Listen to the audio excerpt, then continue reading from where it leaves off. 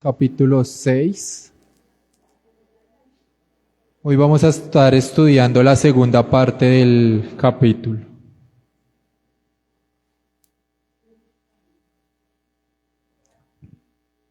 ¿Listo? Vamos a orar. Señor, hoy te damos gracias porque tú eres bueno, Señor. Gracias por tu bondad. Gracias por tu misericordia, Padre. Hoy venimos delante tuyo, Señor, con humildad reconociendo, Señor, que solamente en ti encontramos salida, que solamente en ti, Señor, encontramos esa paz, Señor, que buscamos en nuestro día a día. Hoy te pedimos, Señor, ven y habla a tu iglesia, Señor. Ven y habla a nuestras vidas, Señor, el día de hoy. Ven, Señor, y habla a nuestro entendimiento, Señor, por medio de tu palabra. Hoy te damos gracias. Ponemos este tiempo delante tuyo, en el nombre de Jesús. Amén y amén. ¿Listo? ¿Ya están en 2 de Samuel?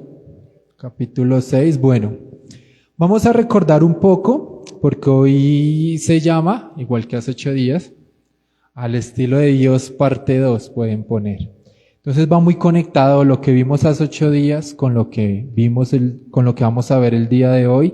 Entonces vamos a hacer un breve resumen. ¿Listo? ¿Recuerdan ustedes de qué se trató hace 8 días? ¿Sí? ¿Quién recuerda?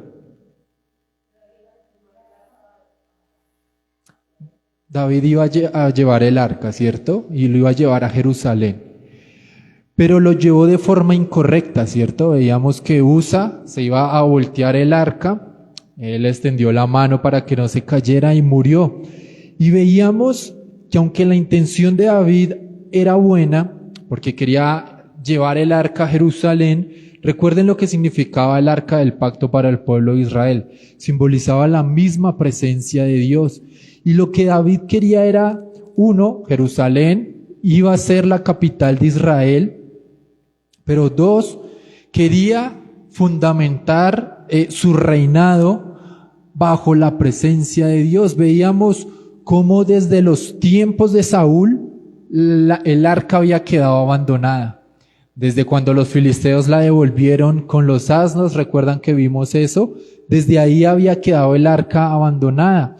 Y decíamos que aproximadamente habían pasado de 40 a 60 años de este episodio y el arca había quedado allí. Durante el reinado de Saúl no se había visto el arca del pacto que ayudara en el reinado a Saúl. O sea, Saúl había despreciado por completo la presencia de Dios. Y David lo que quería era devolver el arca a lo que iba a ser la capital de Israel. Y aunque su intención era la mejor, veíamos que no era lo que Dios había ordenado. Vimos también una serie de requisitos, de mandatos que Dios había dado a Moisés para cuando se tuviera que trastear el arca. Recuerden que la ley fue dada mientras el pueblo estaba en el desierto y todos los días se tenía que trastear. Entonces las leyes, los mandatos eran muy claros de cómo tenían que cargar el arca. David ignoró, desconoció, desobedeció. El texto no lo dice porque David no lo hizo de esa forma. Y esto era lo que había llevado a la muerte a Usa, que era uno de los que iba guiando el carruaje y a los bueyes que iban arrastrando el arca. Ahora, para conectar la prédica de estos 8 días con esta, hemos reconocido nosotros en qué hemos fallado. Usted se ha preguntado en esta semana qué está haciendo mal, que aunque tal vez su intención sea la mejor, quiera agradar a Dios con lo que usted hace, ¿se ha preguntado si es como Dios lo ordena? ¿Y se ha mirado en su vida y ha reconocido en qué está fallando? ¿Hemos reconocido en qué estamos desobedeciendo, aunque nuestra intención sea la mejor? Porque eso era lo que resaltaba el texto de hace 8 días. Hemos reconocido en qué estamos justificando nuestras acciones, porque a veces podemos actuar y según a nuestro parecer lo estamos haciendo de la mejor manera. pero ¿hemos filtrado eso bajo la palabra de Dios? ¿Hemos filtrado nuestro matrimonio bajo la palabra de Dios? ¿Hemos filtrado nuestros trabajos bajo la palabra de Dios? ¿Hemos filtrado nuestras expectativas bajo la palabra de Dios? Porque ante nuestros ojos podremos ser los mejores cristianos, las mejores personas, los mejores trabajadores, pero ¿se ha puesto a pensar si es lo que Dios quiere de nosotros? Yo creo que esa fue la pregunta que más salió a reducir hace 8 días, ¿verdad? Porque la intención de David era buena, era muy buena, fundamentar su reinado bajo la presencia de Dios. Pero las acciones de David no era lo que Dios había mandado. Y es un texto cruel, podríamos decirlo. Cruel con David, cruel con Usa y en las aplicaciones cruel con nosotros. Porque según nosotros podemos estar actuando bien, pero posiblemente no es lo que Dios manda de nosotros. Posiblemente no es lo que Dios quiere de nosotros. ¿Y sabe por qué hago estas preguntas? Porque David lo reconoce.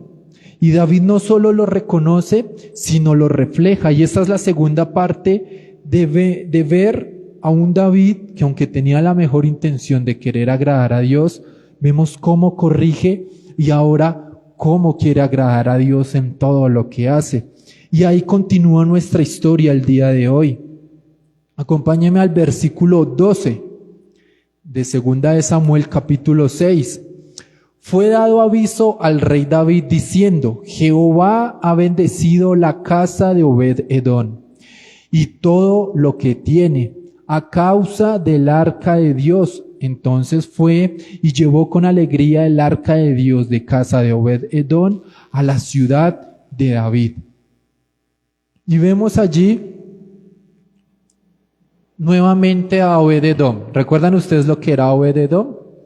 Era donde se había quedado el arca, donde David dijo: no, Dios no está de acuerdo con lo que estamos haciendo.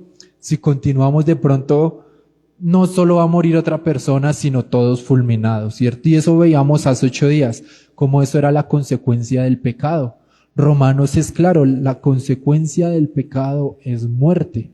Pero veíamos cómo la dádiva de Dios era vida eterna y descansábamos en eso, que aunque tal vez hubiéramos hecho las cosas mal, confiábamos en que ahora en la dádiva de Dios íbamos a alcanzar gracia. Y ahí terminó esa enseñanza. Ahora, como para conectar, veamos el versículo 11. Estuvo el arca de Jehová en casa de Obed-edom geteo 3 meses y bendijo Jehová a Obed-edom y a toda su casa. Fueron 3 meses. No de un domingo a otro, como hoy estamos haciendo, en donde se dio la enseñanza y en donde sí habremos aplicado algo a nuestras vidas. Yo creo que esa pregunta queda muy personal. Yo creo que cada quien sabe lo que está haciendo, las intenciones con lo que está haciendo, y aunque tal vez sean las mejores intenciones, yo creo que todos en estos días hemos meditado: ¿es lo que Dios quiere de mí? ¿Estoy obedeciendo realmente a Dios? Aunque ante mis ojos actúe bien, aunque ante los ojos de mi familia actúe bien, aunque ante los ojos de la sociedad actúe bien, ¿realmente es como Dios quiere que yo actúe? Y yo creo y espero que eso les haya dado vueltas esta semana, porque la verdad a mí sí me dio bastantes vueltas en mi cabeza. Uno fácilmente se puede ir en el afán del día a día y desviarse totalmente del propósito que Dios tiene para uno. Uno tal vez busca la salida más fácil y de pronto la más honesta y como la más justa, pero rara vez, aún entre los mismos cristianos, se detienen a ver si es como Dios lo ordena, si es como Dios quiere que nosotros actuemos. Y ahora miren, la presencia de Dios estaba en la casa de Obed-edom y dice que bendecía todo. No todo lo que estaba en su vida, sino todo lo que él poseía. Aquí sí vemos una bendición material. Ahora recuerden, esto es un discurso histórico lo que estamos leyendo. No quiere decir que porque vengamos a la iglesia Dios va a bendecir nuestros trabajos, nuestros negocios y todo lo que emprendamos. No, Dios nos da los talentos, las capacidades y depende de nosotros cómo nos desenvolvemos en esta área. Pero como refleja el texto, dice que David se alegró. Y entonces David fue y llevó con alegría el arca de Dios de la casa de Obed-edom a la ciudad de David. Vemos cómo David se alegra. Tal vez para David, cuando le llegaron estas noticias, hey David, ¿te acuerdas dónde dejamos el arca? La casa de Obed. Todo le está saliendo bien, todo lo que toca prospera. Sus ganados han venido a ser las mejores reses. Los pastales donde comen ha venido a ser lo mejor. El riachuelo por donde pasa ha hecho prosperar los árboles, la fruta. Y me imagino que David tal vez dice, ok, Jehová ya no está más triste con nosotros. Es hora de ir y traer el arca del pacto, porque es que han pasado 3 meses. No fue de un día para otro, de una semana para otra. Han pasado 3 meses y David dice, volvamos a la presencia de Dios y traigamos la presencia de Dios a nuestra vida. ¿Cuántas veces ustedes se han sentido tal vez así? ¿Cuántas veces tal vez nosotros tratamos de hacer las cosas lo mejor posible, lo que nos parece a nosotros lo mejor posible, y la embarramos una y otra vez? Y uno dice, ¿por qué? Y cuando va uno a la palabra es muy clara y confrontante. Y uno, entiendo por qué me está yendo así, entiendo por qué nada de lo que hago como que fluye en mi vida. Estoy desobedeciendo a Dios. Y de pronto cuando uno ve a otra persona que también busca de Dios y que le empieza a ir como bien en todo, ustedes como que no se animan, como que oiga, sí se puede. Si ellos pueden, ¿por qué yo no? Si esta persona pudo, ¿por qué yo no? Hace poco asistimos a 2 matrimonios con mi esposa, con Lore. Nos invitaron. Y veíamos muy marcado las diferencias entre aquellas personas que decidían dar el paso de obediencia delante de Dios porque realmente querían obedecer a Dios genuinamente, y entre aquellas que no obedecían a Dios. Y mientras entraba la novia, que se demora 3 horas en llegar y demás, hablábamos con mi esposa y decíamos, se siente distinto cuando la persona quiere obedecer a Dios, así se haya estrellado 1000 veces, pero querer agradar a Dios, se ve la alegría en todo. Así lo reflejaban incluso las familias que ni siquiera asistían a las iglesias con ellos. Los 2 matrimonios fueron cristianos, los 2 matrimonios fueron muy bonitos, muy chéveres, y se veía en el ambiente cómo empezar un hogar bajo la bendición de Dios era tan distinto a aquellos que empezaban y, como dice, júntense y a ver qué pasa. Esos son los consejos que se escucha hoy en día, ¿no? Vayan, vivan, convivan, si se entienden bien, y si no, pues se separen, pero no se vayan a casar, que esos... Lo escuché muchas veces antes de casarme. Yo decía, qué distinto es cuando uno quiere obedecer a Dios.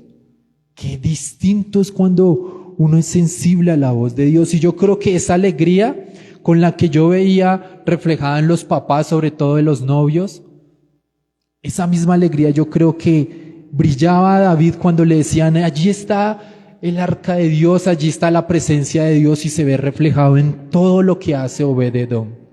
Se ve reflejado en todo. No solo en su vida, sino en todo lo que posee.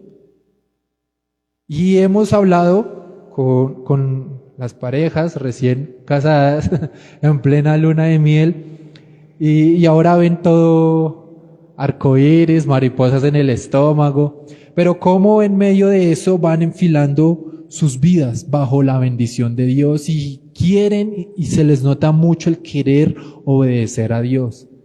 Aquí o donde Dios los tenga, en sus trabajos. Y yo creo que así pensaba David, y esa misma alegría la reflejaba David. Hoy, ok, Jehová ya no está más bravo con nosotros, vamos por el arca de Dios. Vamos a traer el arca a la ciudad, retomemos, pero esta vez hagamos las cosas bien. Versículo 13. Y cuando los que llevaban el arca de Dios habían andado 6 pasos, él sacrificó un buey y un carnero engordado. Ahora recordemos lo que está pasando aquí, y lo que hace David en sacrificio es en forma de acción de gracias. Solo dice el texto, especifica 6 pasos, que son 6 pasos. No creo ni que sean de aquí a la puerta. Y David ya estaba contento. Y David había pensado, ok, Jehová no ha matado a nadie, lo estamos haciendo bien. Lo estamos haciendo bien. Vamos a hacer esto en acción de gracias. ¿Les puedo decir que sí? Bajan el volumen. Y me imagino a David contento en esto. Me imagino a David agradecido con Dios, agradecido con el arca con la presencia de Dios, porque eso era lo que simbolizaba el arca del pacto. Ahora, miren cómo lo relata el texto paralelo que está en Primera de Crónicas, capítulo 15. Es todo el capítulo, extiende un poco más lo que acabamos de leer, pero vamos a leer por secciones. Miren el versículo 1 al 3. ¿Ya están ahí? Primera de Crónicas, capítulo 15. Miren lo que dice. Hizo David también casas para sí en la ciudad de David, y arregló un lugar para el arca de Dios y le levantó una tienda. Entonces dijo David: el arca de Dios no debe ser llevada sino por los levitas, porque a ellos ha elegido Jehová para que lleven el arca de Jehová y le sirvan perpetuamente. Y congregó David a todo Israel en Jerusalén para que pasasen el arca de Jehová a su lugar, el cual él le había preparado. ¿Sí ven ya la diferencia, no? En el anterior eran los bueyes, fue un carro al estilo filisteo. Aquí no, los levitas, son los levitas los que tienen que llevar el arca. Más adelante, versículo 11 al 18. Y llamó David a los sacerdotes Sadoc y Abiatar, y a los levitas Uriel, Asaías, Joel, Semaías, Eliel y Aminadab, y les dijo: vosotros, que sois los principales padres de las familias de los levitas, santificaos vosotros y vuestros hermanos, y pasad el arca de Jehová, Dios de Israel, al lugar que le he preparado. Pues por no haber hecho así vosotros la primera vez, Jehová nuestro Dios nos quebrantó, por cuanto no le buscamos según su ordenanza. Es claro el texto, ¿cierto? David había entendido, David había reconocido, mi intención fue la mejor, pero no le busqué según la ordenanza. Y eso suele pasar mucho en el día a día. ¿Han escuchado a esas personas que dicen: yo creo en Dios a mi manera? Es que el Dios que yo creo no es tan religioso. Esto como para zafarse de participar en reuniones congregacionales o de comprometerse con discipulados, o simplemente es una manera, una cosmovisión que el mundo moderno ofrece de Dios. Es que Dios lo vemos en todos lados, y aunque es verdad, porque Dios es el creador de todo lo que vemos, es una mentira de que busquemos a Dios a nuestra manera. ¿Saben por qué? Porque la palabra es clara en que nosotros no le buscáramos si el Espíritu Santo no nos convence de pecado. Si el Espíritu Santo no nos hubiera convencido de nuestro pecado, ni nosotros estuviéramos buscando a Dios hoy. Y es una mentira que la gente se cree hoy en día. Y lo peor es que dicen eso y se creen súper espirituales. Se creen los más, es que yo soy una persona espiritual. ¿Espiritual cómo? ¿O qué? Por decirlo no va a pasar nada. Y esas personas que tienen estos pensamientos son las personas que más aborrecen a Dios en su forma de vivir. Son las personas que más aborrecen a Dios en sus actos. ¿No lo han visto? Estas personas que hablan así, su vida es un total libertinaje. Es más, yo creo que lo dicen es como excusa para justificar sus acciones pecaminosas. Y nosotros muchas veces lo vemos así, pero nosotros muchas veces no actuamos como el versículo 13 nos lo dice. Pues por no haberlo así vosotros la primera vez, Jehová nuestro Dios nos quebrantó por cuanto no lo buscamos según su ordenanza. Y yo hablaba hace 8 días de cómo hay personas hoy aquí sentadas buscando de Dios, pero no quieren obedecer a Dios en nada. En cómo hay personas que buscan de Dios aquí cuando mandamos los enlaces para los discipulados, para la oración, cuando se hacía, cuando hay actividades que son distintas tal vez a estos espacios de enseñanzas y llegan y tal vez no, voy a compartir con la iglesia, voy a compartir este tiempo, pero no buscan a Dios según la ordenanza de Dios. Y buscar a Dios según la ordenanza de Dios no es faltar ningún domingo, no. Buscar la ordenanza de Dios se debe ver reflejada en nuestras acciones, en nuestra forma de vivir. Y David lo refleja, lo vamos a ver más adelante. Y ahí mismo en Crónicas, miren cómo termina el relato, versículos 25 al 28. Si quieren, todo el capítulo lo leen en su casa y van a poder entender un poco mejor la enseñanza de hoy. David pues y los ancianos de Israel y los capitanes de millares fueron a traer el arca del pacto de Jehová de casa de Obed-edom con alegría. Y ayudando Dios a los levitas que llevaban el arca del pacto de Jehová, sacrificaron 7 novillos y 7 carneros. Aquí no lo especifica mucho más a los sacrificios que nos habla en Samuel, ¿sí ven? Y David iba vestido de lino fino, y también todos los levitas que llevaban el arca, y asimismo los cantores. Y Kenanías era maestro de canto entre los cantores. Llevaba también David sobre sí un efod de lino. Recordemos, ese efod de lino era como un pectoral que lo cubría a él, pero era distinto al que usaban los sacerdotes levitas, porque David no era sacerdote. Pero eso simbolizaba como si él también se hubiera santificado como rey que lo había puesto Dios sobre Israel. Versículo 28, y de esta manera llevaba todo Israel el arca del pacto de Jehová con júbilo, sonidos de bocinas y trompetas, címbalos y al son de los salterios y las arpas. David era medio llanero. Y se ve una fiesta total de júbilo.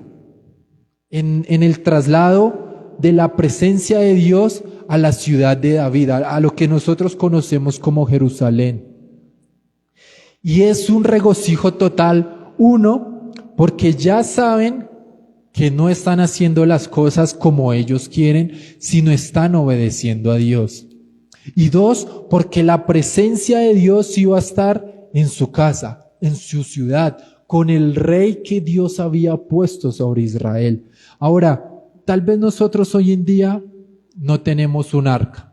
No vamos a levantar el arca y llevarlo a nuestras casas, sino hoy en día la presencia de Dios se manifiesta por presencia del Espíritu Santo. No para que oremos en lengua y digamos profecía, sino para que los frutos del Espíritu se vean reflejados en nuestra vida, para que haya más paz, más gozo, más bondad, más dominio propio. A veces queremos hablar en lenguas y no controlamos ni la que tenemos. En eso no se manifiesta el Espíritu Santo. Estamos lejos de que el Espíritu Santo se manifieste así. El Espíritu Santo, la presencia de Dios se refleja en la vida de alguien por medio de sus acciones. ¿Sí han visto esa gente que dice, yo no voy a la iglesia porque es que yo tengo una tía cristiana, pero de cristiana no tiene nada? Ese es el problema de cuando profesamos ser cristianos, pero no actuamos como cristianos. Venimos a ser piedra de tropiezo. Yo siempre lo veo reflejado sobre todo en los hijos, porque sé que aquí la mayoría tienen hijos o figuras muy chiquiticas de 2 patas que se reflejan en nuestras casas y nos ven como esos prospectos en sus vidas. Si entrara a preguntarle a ese desorden de niños que está ahí adentro, uno por uno, cómo actúa su papá, su mamá, su tío, su abuela en la casa, si parece cristiano, ¿qué cree que dirían? Los niños no mienten. Y yo creo que si uno quiere actuar coherentemente como cristianos, deberíamos empezar por al menos dar ejemplo a los que están en nuestras casas, a los que nos ven como ese ejemplo. ¿Por qué? Porque es algo bueno que nosotros tengamos siempre esa vara de medir en nuestra propia casa. Imagínese usted con qué autoridad decirle, hijo, ¿ya oró? Si su hijo no lo ve orando. Hijo, ¿ya leyó la Biblia? Si su hijo ve que se preocupa más por ver Netflix que por ver la Biblia.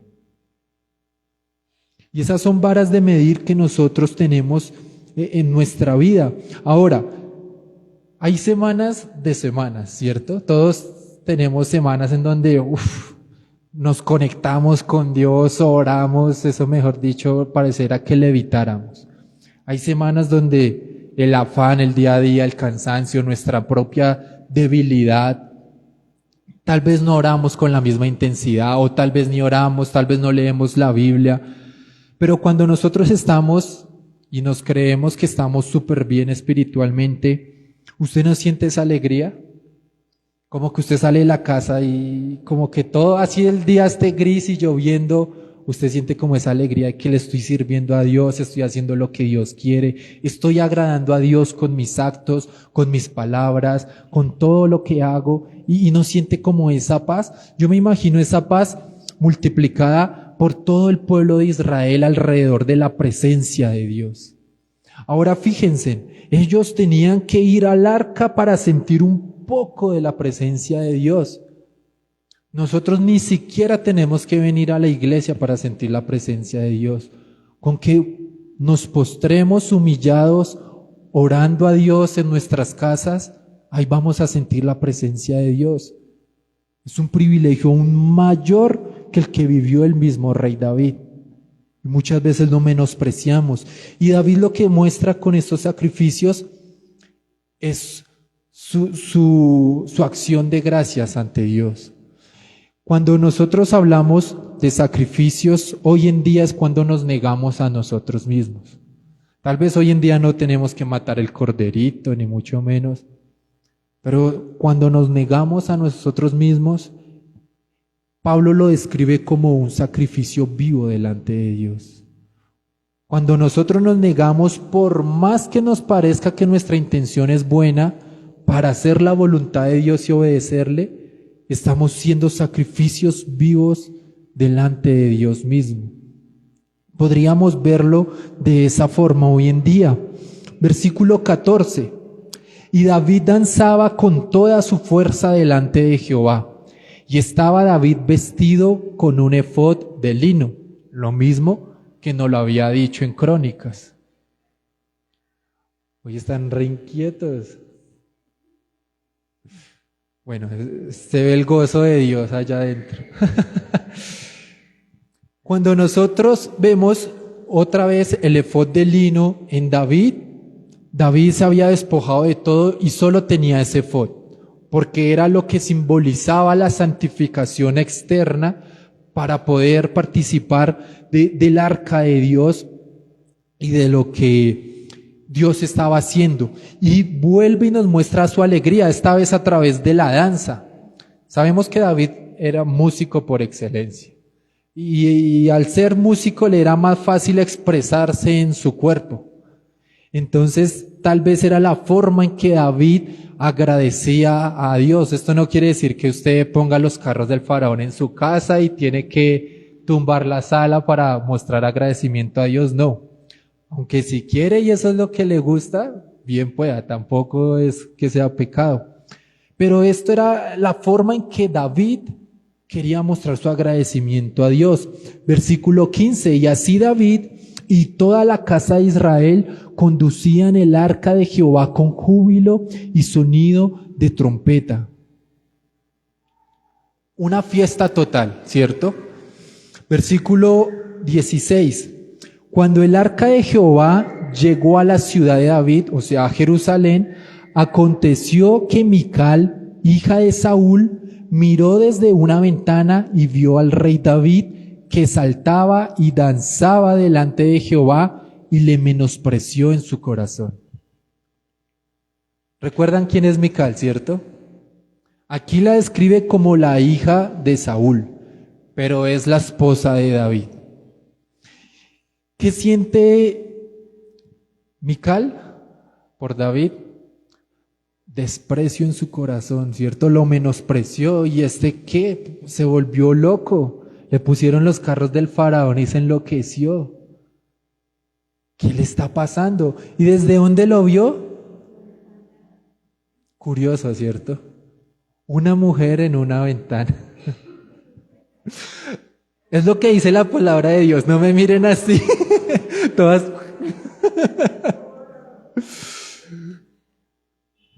¿Han visto esas señoras en los barrios? Desde las ventanas, observando.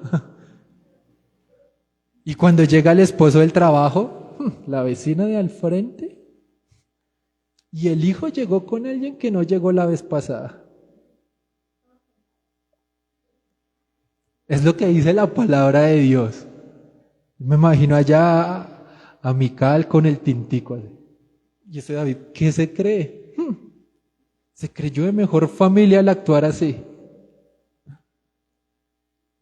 3000 años han pasado de esta revelación. 3000 años. Curioso. Fue algo que me dio curiosidad. Y es que dice tal cual, Mical, hija de Saúl, miró desde la ventana. Yo creo que en versiones actuales diría, y Mical, hija de Saúl, chismeó desde la ventana. Sería lo que diría un texto moderno. Versículos 17 y 18. Metieron pues el arca de Jehová y la pusieron en su lugar en medio de una tienda de David.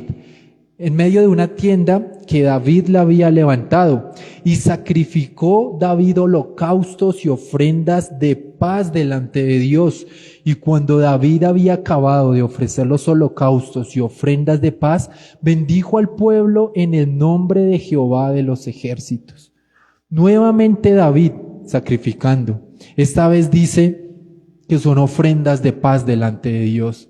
Son ofrendas de paz, de esa paz de lo hicimos bien. Esta vez sí te obedecimos. Esta vez sí fuimos como ordenaba la ley de Moisés para trasladar el arca que simboliza tu presencia. Y ahora tu presencia va a acompañar mi reinado y a todo el pueblo. Por eso dice que los bendijo, y los bendijo en el nombre de Jehová de los ejércitos. Ahora, cuando habla de bendecir el pueblo, no significa que él estaba desatando bendición sobre la vida de cada uno de ellos. Él, como autoridad, como rey de Israel, entendió, recuerdan que esto lo vimos capítulos atrás, que Jehová era el que le había puesto por rey en Israel, y que ahora que él era rey y que la presencia de Dios estaba en su reino, posiblemente iba a pasar lo que había pasado en Obed-edom.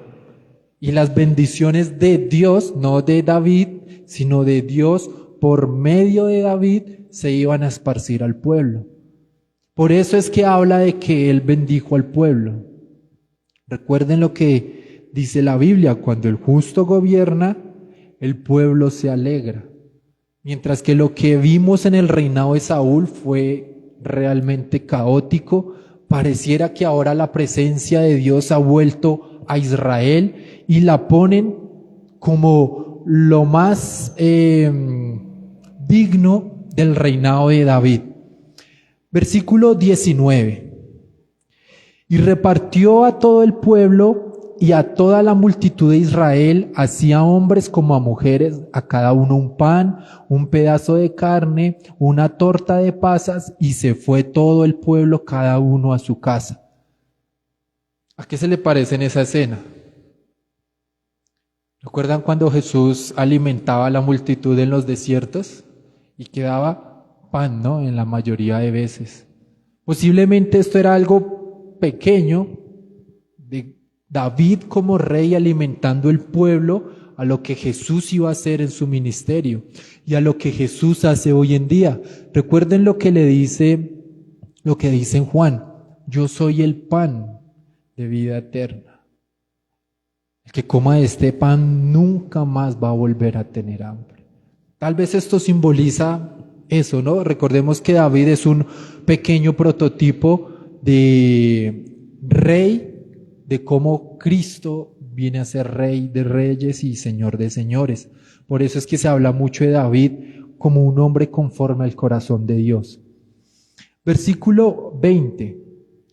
Volvió luego David para bendecir su casa, y saliendo Mical a recibir a David. Imagínense cómo lo habrá recibido.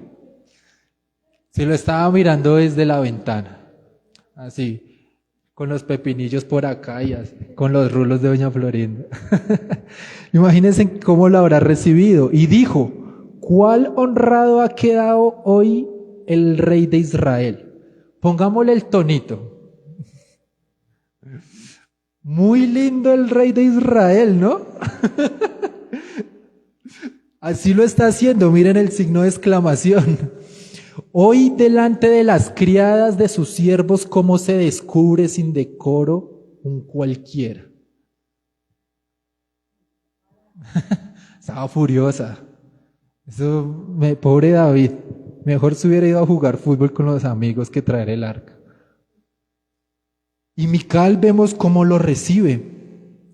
Pues recordemos, ella al decir que se estaba destapando delante de las siervas de Jehová, recuerden, él solo llevaba el efod. ¿Pero qué simbolizaba el efod? La santificación externa, de que se había santificado al igual que los sacerdotes, porque los sacerdotes iban a llevar el arca, pero él como rey era el que encaminaba toda la actividad. Y él lo que estaba expresando con su danza, lo dice varias veces el texto, era su alegría y su acción de gracias hacia Dios. Ahora, ¿recuerdan otro episodio donde alguna esposa haya menospreciado a su esposo por querer agradar a Dios? ¿Recuerdan Job? Job capítulo 2, versículos 8 al 10. Miren lo que dice. Y tomaba Job un tiesto para rascarse con él. Leamos desde el 7. Y entonces salió Satanás de la presencia de Jehová e hirió a Job con una sarna maligna desde la planta del pie hasta la coronilla de la cabeza. Y tomaba Job un tiesto para rascarse con él, y estaba sentado en medio de ceniza. En ese tiempo la ceniza era símbolo como de luto, como, recuerden, se le habían muerto todos los hijos habían muerto. Y entonces le dijo su mujer: ¿aún retienes tu integridad? Maldice a Dios y muérete. Y él le dijo: como suele hablar cualquiera de las mujeres fatuas, has hablado. ¿Qué recibiremos de Dios el bien y el mal no lo recibiremos? En todo esto no pecó Job con sus labios. Vemos la integridad de Job. Y ahorita vamos a ver la integridad de David. Y si yo les preguntara por su integridad, ¿ustedes qué dirían? Si su esposo o su esposa los menosprecian por venir a la iglesia, por de pronto querer agradar lo que dice la palabra de Dios, ¿hasta dónde llega la integridad de ustedes? ¿Podrían responder como Job? ¿O cogen el sartén y... ¿Cómo responden? ¿Con 2 piedras en la mano? ¿O queriendo aún agradar a Dios en medio de esas discusiones. Son discusiones que, si ustedes se dan cuenta, muchas veces se soluciona con que uno de los dos sabiamente y prudentemente baje el tono de voz. Y si no hay prudencia, son discusiones tan pequeñas que en vez de apagar el fuego le echa gasolina. Recuerden uno de los frutos del Espíritu Santo: dominio propio, mansedumbre, templaza. Contra tales cosas no vayan a querer haciéndose los espirituales en medio de una discusión matrimonial. Mija, usted es el diablo, ese es el diablo que la está usando y se pone a hablarle en lenguas. Eso sería gasolina. Y eso sería ser piedra de tropiezo para el cónyuge. Mas si respondemos con amor, mas si ponemos la otra mejilla como Dios lo enseñó, mas si, como Pablo habla en Corintios, actúen de tal manera que el evangelio sean ustedes. Vuelvo y les pregunto, ¿cómo está su integridad en su matrimonio? ¿Por qué? Porque el texto es claro, es entre matrimonio. Esta semana leía el testimonio de un compañero de estudio. Él es de España, de Valencia. Él fue afectado en todo lo del DANA. Nos comentó, bueno, mandó al grupo, porque es el chat donde recibimos los foros, las tareas y demás. Pues él estaba comentando a todo el mundo que no había podido asistir a las clases sincrónicas porque su casa se la llevó el DANA prácticamente. Y nos contó parte de la angustia que vivió él tratando de rescatar a sus 3 hijos y a su esposa, y dice que si no fuera por un vecino que le ayudó, hubieran muerto, porque no les dio tiempo de nada. Pero nos comenta cómo al otro día, sobre todas las casas enlodadas y todo, los primeros que llegaron a auxiliar fue la iglesia. Él decía, es increíble cómo no llegó la policía, los equipos de emergencia, ni el gobierno, sino los primeros que nos auxiliaron fueron los hermanos. Y yo veía, ¿no?, en una situación tan difícil, cómo la iglesia está para la iglesia. Y en uno de los pedazos que más me impactó, él decía que su niño de 5 años le preguntaba que por qué Dios había sido malo con ellos. ¿Por qué Dios había castigado eso? Y yo decía, ¿qué le dice uno a un niño de 5 años que ve su casa destruida en una noche desastrosa? Y él dice que se pusieron a leer el Salmo 100 y que él le explicaba a su hijo cómo el todo de ellos era Cristo y no las cosas materiales, que si Dios los había respaldado, que si Dios quería volvía y los levantaba. Y yo decía, ¿cuántos hubiéramos respondido así? ¿Cuánto hubiéramos estado en la capacidad de responder, lo perdí todo, pero es que mi todo es Dios? ¿Cuánto hubiéramos estado en esa capacidad de responderle a un niño de 5 años? De 5 años, si ustedes ven que un niño pierde su juguete y se desespera, ahora que lo pierda todo. Y yo veía cómo este hermano, yo decía, muy sabio, muy calmado y su fe muy fuerte en todo. Y él daba gracias a Dios porque seguían con vida y porque en medio de esa situación le estaban predicando a sus vecinos. Porque el ateísmo que se vive en España es tenaz. Y como una situación tan adversa, él la ve como una oportunidad de bendición para sus vecinos. ¿Y cuántas veces nosotros podríamos responder de esa forma? La verdad me impactaba harto y me acordaba de lo que Job le había dicho a su esposa. Si recibimos lo bueno, ¿cómo no vamos a recibir lo malo? ¿Y cuántas veces nosotros no somos Job? Pero yo, ¿por qué? Si yo voy a la iglesia, Dios, eso es el diablo, y reprendo al diablo y no reprenda al diablo. Mire su corazón pecaminoso.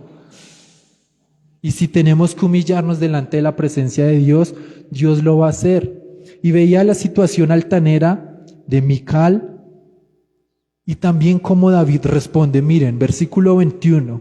Entonces David respondió a Mical: fue delante de Jehová, no delante de las, ¿cómo fue que le dijo? De las siervas, como ella le estaba diciendo. Muy bonito el rey desnudándose allá delante de todas. Y él le dice: fue delante de Jehová quien me eligió en preferencia a tu padre y a toda tu casa para constituirme por príncipe sobre el pueblo de Israel, sobre el pueblo de Jehová, sobre Israel. Por tanto danzaré delante de Jehová. David respondió con mucha sabiduría y con mucha templanza. Tal vez Mical, viéndolo por la ventana, viendo todo el pueblo, sintió celos de que ya no era su padre el que era el rey, el que el pueblo aclamaba y el que el pueblo obedecía, sino que ahora era David. Y David, ¿cómo le responde? Y me impresiona lo que dice: y me ha puesto como príncipe sobre el pueblo de Jehová, entendiendo que él es el príncipe porque Jehová es el rey. ¿Recuerdan cómo empezamos Samuel? Danos un rey como a las demás naciones, le decían a Samuel. Y el rey que pone Jehová mismo ni siquiera se cree rey. No, yo soy el príncipe, el rey es el que traemos y danzamos delante de él. Todo lo que hacemos es delante de él. Y esa es su respuesta para su esposa. Versículo 22, y aún me haré más vil que esta vez y seré más bajo a tus ojos, pero seré honrado delante de las criadas de quienes has hablado. David, Job 2.0, ¿cierto? Con la sabiduría, con la templanza que da esa respuesta. ¿Cuántas veces hemos sido menospreciados por querer agradar a Dios? ¿Cuántas veces se han burlado por nosotros querer agradar a Dios? Cosas que ante el mundo parecen locura, para nosotros es acción de gracias delante de Dios. ¿Cuántas veces hemos pasado por lo que pasó David? Llegamos de una velada, de haber remolineado toda la noche, y en nuestra casa o en nuestro trabajo menosprecian al Dios al que servimos. Pero ¿y usted qué hace allá? Todos los domingos va y vea, sigue igual, no cambia. Tal vez no nos dicen maldice a Dios y muérete, pero con los ojos nos dicen muchas otras cosas. ¿Y cuántas veces nosotros, por no obedecer a Dios correctamente, respondemos de forma inadecuada? ¿Cuántas veces nosotros, por no obedecer a Dios, pasa lo que pasó al principio del capítulo? Aunque nuestras intenciones sean las mejores y queramos venir a la iglesia a buscar de Dios, si nuestras acciones de lunes a sábado no son congruentes con lo que aprendemos el domingo, es una religión más. Y la religión no va a salvar a nadie. Es Cristo el que va a salvar. ¿Y en qué se demuestra ese amor a Dios? Recuerden lo que Jesús le dijo a sus discípulos: el que me ama obedece mis mandamientos. Se refleja en obediencia, no en que si no falte ningún domingo, no en que si llámese todos los libros de la Biblia, no en que si pegué el salmo para la promesa del otro año, no, en la obediencia. ¿Quiere conocer un cristiano si verdaderamente es cristiano? Mire si en su vida está obedeciendo a Dios. Y si no, es alguien que está calmando conciencia los domingos. En eso se ve la obediencia a Dios. ¿Y saben cómo se ve reflejado y desde dónde se ve reflejado lo que está pasando en David y lo que David responde a Mical? En el cántico de Ana. Miren en 1 Samuel capítulo 2, versículos 7 al 9, y cómo Ana lo cantaba. Jehová empobrece y él enriquece, abate y enaltece.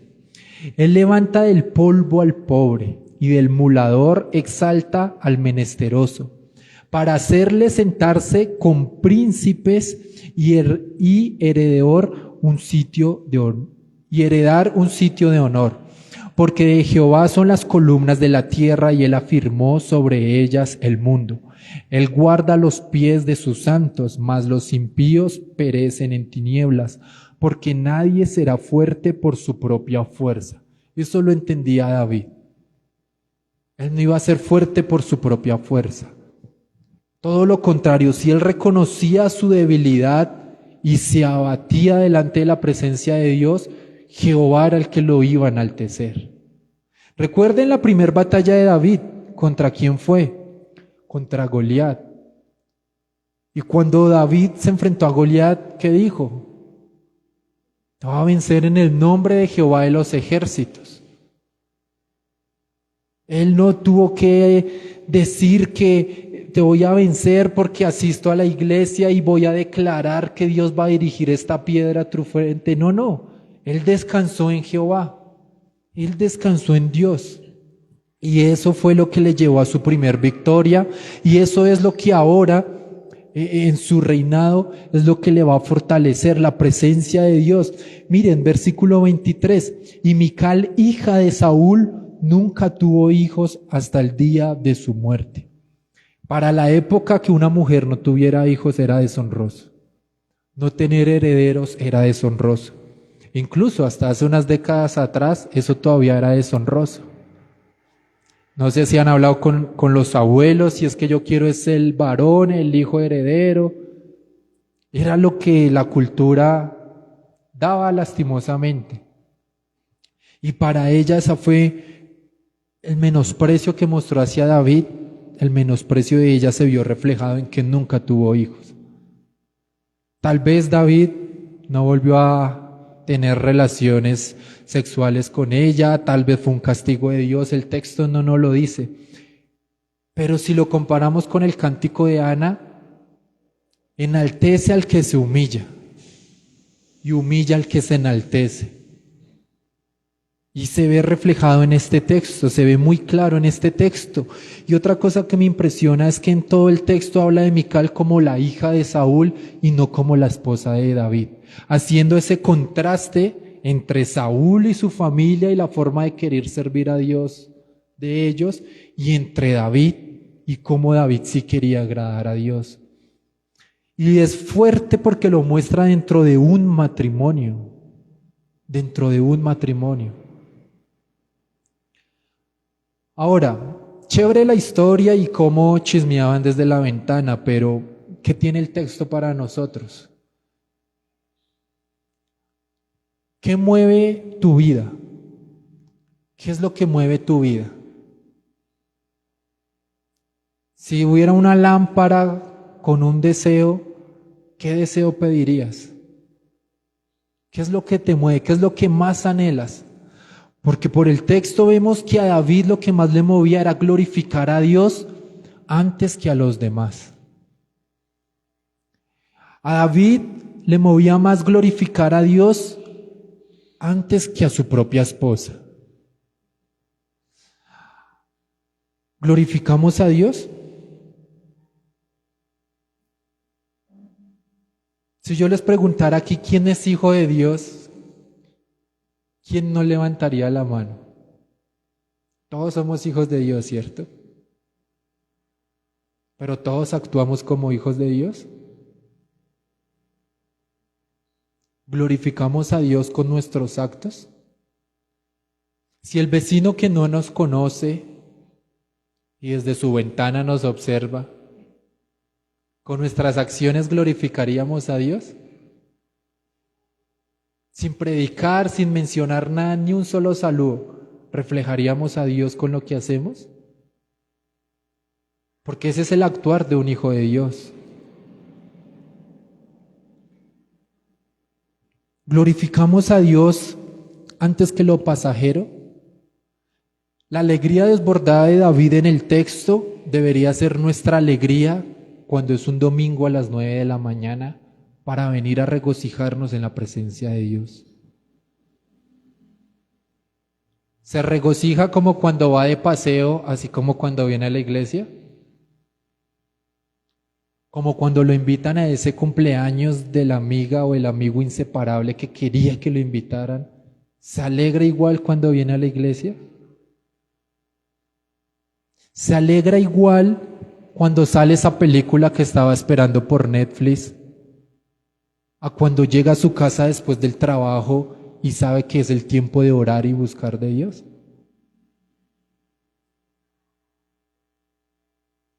Prefiere apagar, no sé, ¿cuál es la novela más popular? Betty la Fea, por leer la palabra de Dios. ¿O sabrían más de Betty la Fea que de la palabra de Dios? Porque ese es el caminar de un hijo. ¿Qué mueve tu vida?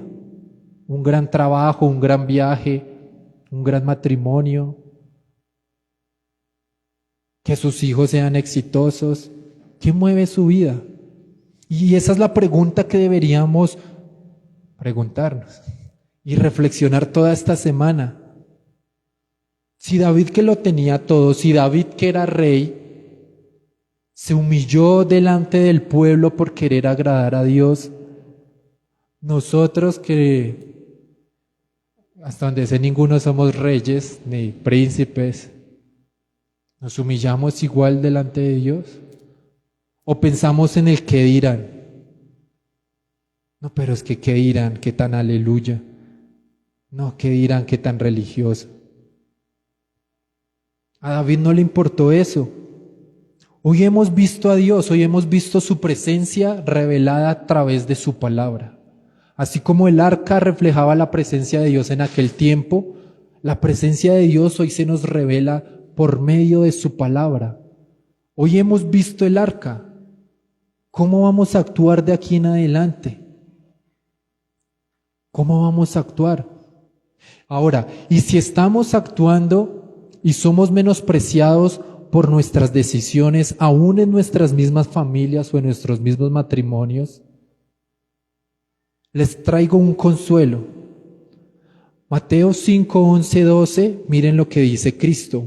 Bienaventurados sois cuando por causa mía os vituperen y os persigan y digan toda clase de mal contra vosotros mintiendo.